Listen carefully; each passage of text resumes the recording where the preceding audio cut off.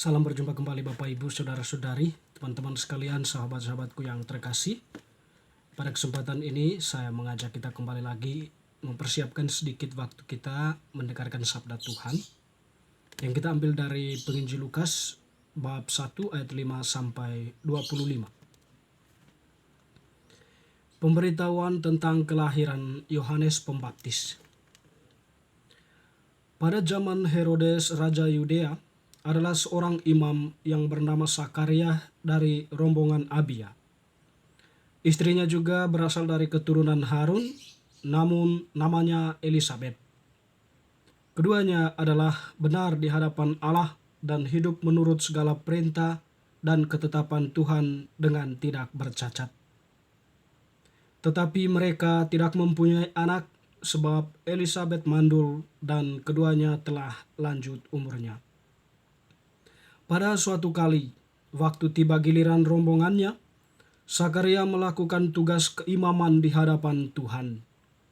Sebab ketika diundi sebagaimana lazimnya untuk menentukan imam yang bertugas, dialah yang ditunjuk untuk masuk ke dalam bait suci dan membakar ukupan di situ.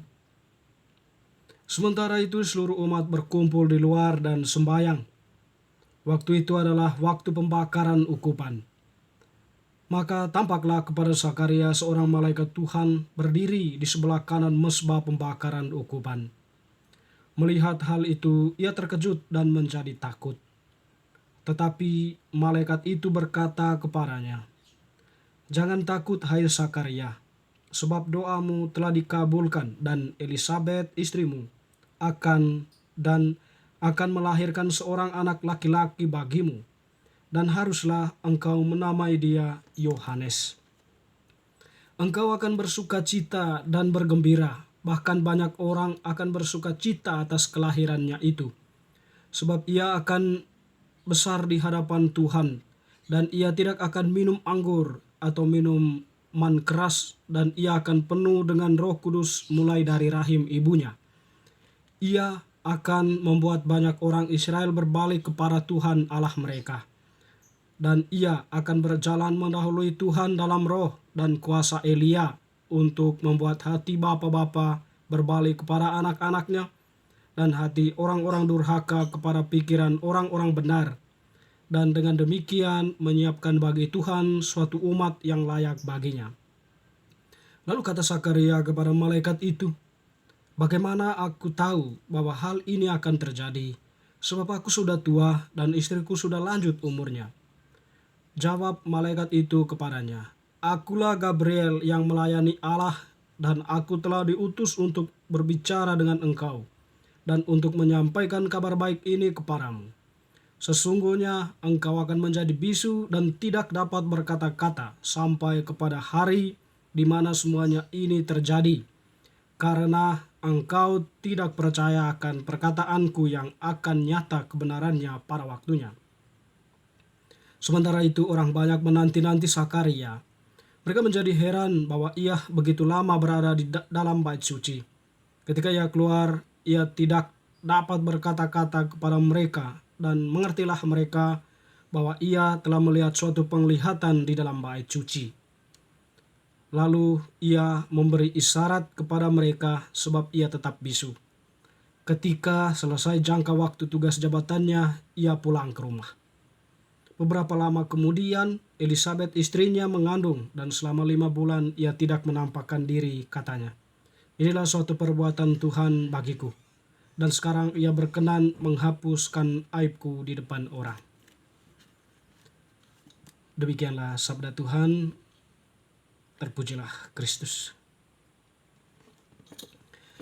Teman-teman sekalian, Bapak Ibu Saudara-saudari yang terkasih, penginjil Lukas tadi berbicara tentang suatu pemberitahuan tentang kelahiran Yohanes Pembaptis.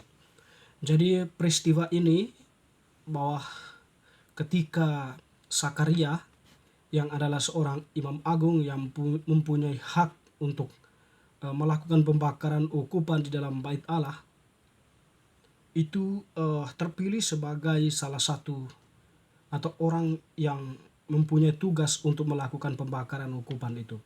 Jadi Sakaria ini adalah suami dari Elizabeth. Dia seorang imam agung, tetapi mereka tidak mempunyai seorang anak. Meskipun demikian, mereka selalu hidup benar di hadapan Allah. Mereka terus berharap bahwa Allah itu akan memberikan atau akan mendengarkan doa mereka.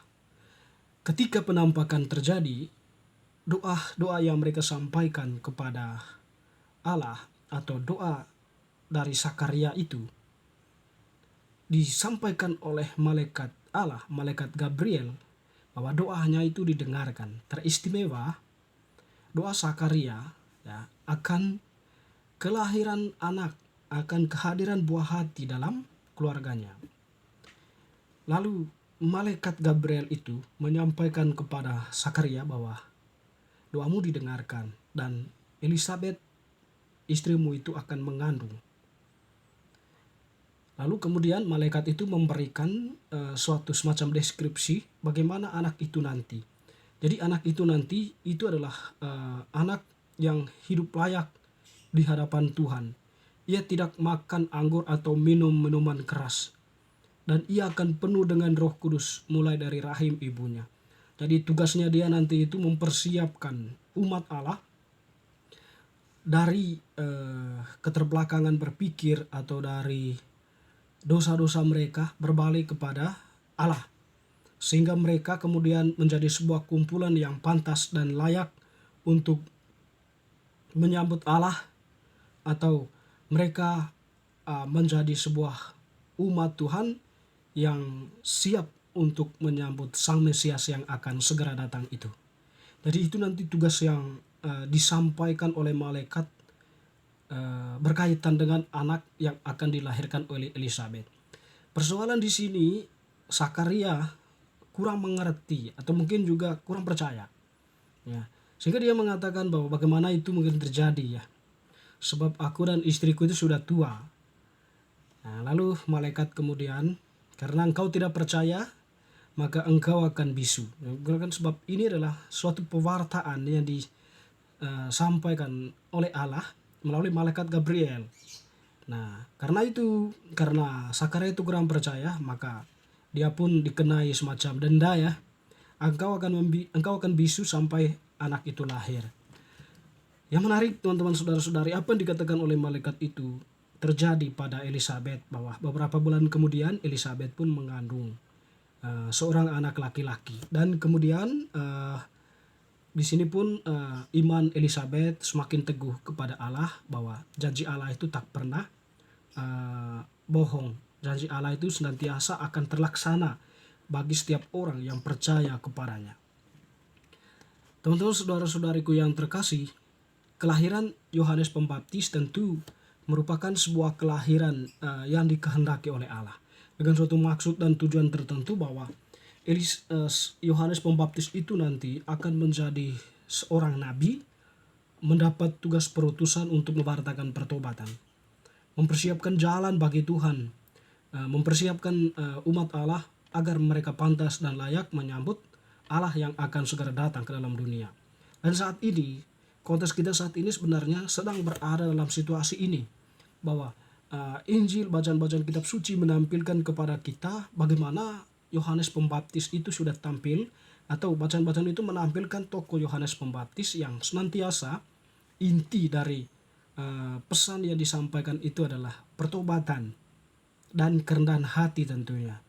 Pertobatan di sini dengan maksud tadi, kita disiapkan atau mempersiapkan diri menyambut Sang Mesias yang akan segera datang. Dan mungkin lebih pentingnya di sini, atau lebih tepatnya, kita diajak untuk mengaku dosa-dosa kita di hadapan Allah melalui gerejanya, tangan terurap para imam, atau singkat kata kita diajak untuk menerima sakramen tobat. Di dalam sakramen tobat itu kita mengakui segala dosa-dosa kita di hadapan Allah dengan membangun sebuah komitmen baru untuk berbalik dari dosa-dosa kita kepada kebenaran. Dan juga tentunya di sini kita memohon pengampunan Allah. Jadi inilah sarana yang disediakan oleh gereja agar kita mempersiapkan diri melalui sakramen tobat itu dan membangun komitmen untuk tidak lagi mencintai, berada dalam cara hidup, cara berpikir, cara bertindak yang lama yang tidak sesuai dengan kehendak Allah sendiri. Bapak Ibu saudara-saudari yang terkasih, semoga bacaan hari ini semakin meneguhkan iman kita. Amin.